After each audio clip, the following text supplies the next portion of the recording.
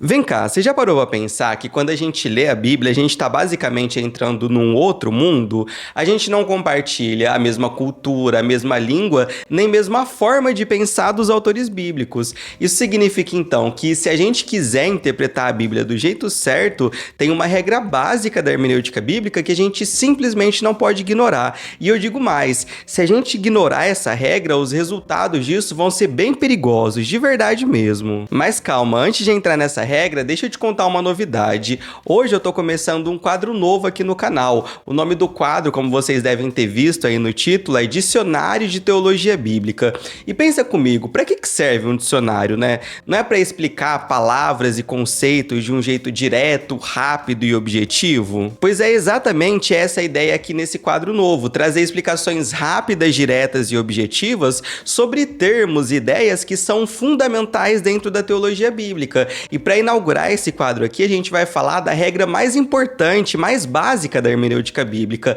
Básica aqui, pessoal, no sentido de fundamentos mesmo. Essa aqui é a primeira lição de qualquer bom manual de hermenêutica bíblica. Então, bora lá. Bom, a primeira coisa que a gente precisa entender é que a Bíblia não caiu pronta do céu. Deus escolheu inspirar pessoas reais para comunicar sua mensagem. E essa inspiração não foi como um ditado mecânico, como se os autores bíblicos fossem apenas robôs copiando ali o que Deus ia ditando. Não, os autores bíblicos não psicografaram as escrituras, pelo contrário, Deus agiu por meio da personalidade, do estilo e do contexto de cada um deles. Isso que eu acabei de falar nada mais é do que o conceito de dupla autoria. A Bíblia tem Deus como autor, garantindo a verdade e a autoridade do que está escrito ali, né? Mas ela também tem os escritores humanos que escreveram a partir de um determinado contexto, o que os estudiosos bíblicos chamam de um Sitzenleben. Ou seja, para entender bem o que a Bíblia está dizendo, a gente precisa ir atrás do que os hermeneutas bíblicos chamam de intenção autoral,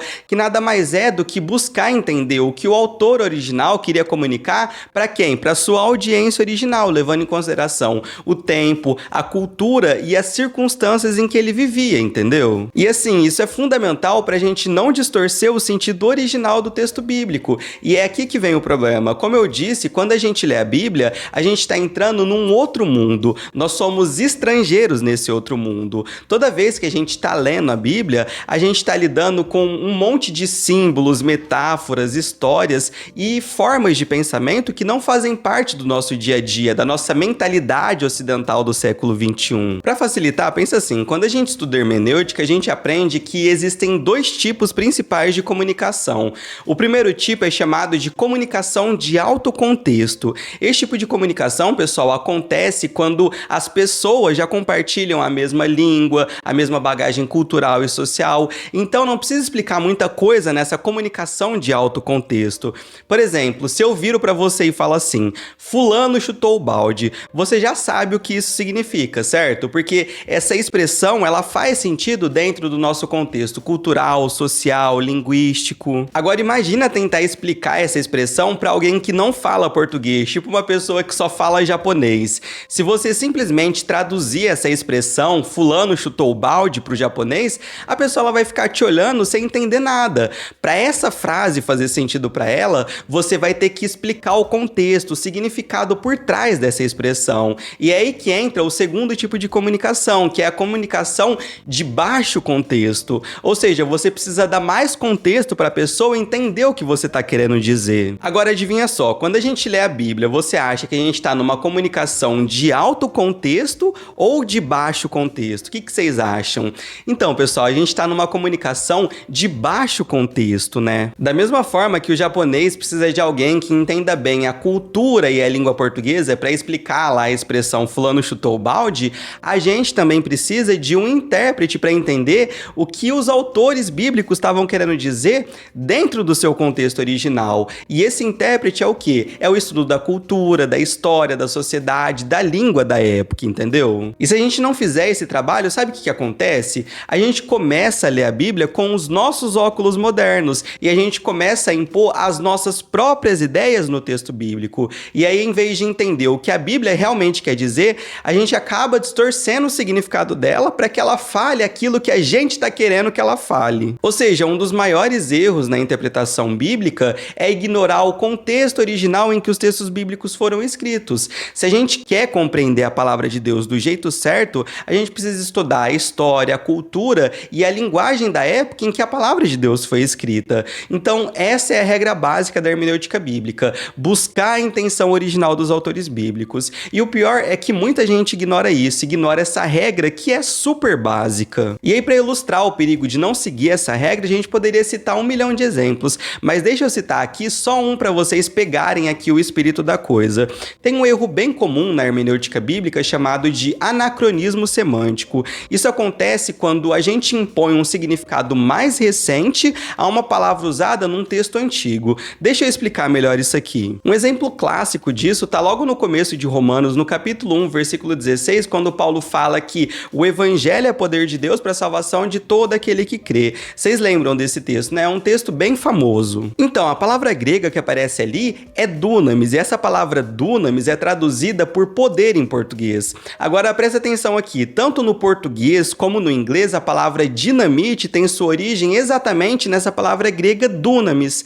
Então, tem muita gente que argumenta que Paulo quis dizer que o evangelho de Deus é como uma dinamite, é como algo explosivo que causa um abalo no mundo. Talvez você já tenha até ouvido essa interpretação por aí. Só que essa ideia está errada. Se a gente olhar o contexto da carta aos Romanos, a mensagem central ali do evangelho para Paulo não tem nada a ver com destruição ou explosão. Pelo contrário, o evangelho é a ponte para reconstruir o caminho entre Deus e a humanidade, entre judeus e gentios. O foco ali em Romanos é a reconciliação, não a desconstrução, a destruição. O D.A. Carson, comentando sobre esse uso indevido de dunamis, ele fala muito sobre o poder que um texto bíblico tem de criar imagens na nossa mente, sabe? E quando a gente usa a palavra dinamite para descrever o evangelho, isso cria uma imagem totalmente contrária à imagem que Paulo queria construir nessa carta a respeito do evangelho. Ou seja, pessoal, a gente precisa ter muito, mas muito cuidado para não ler a Bíblia com ideias modernas que distorcem o significado original dela, né?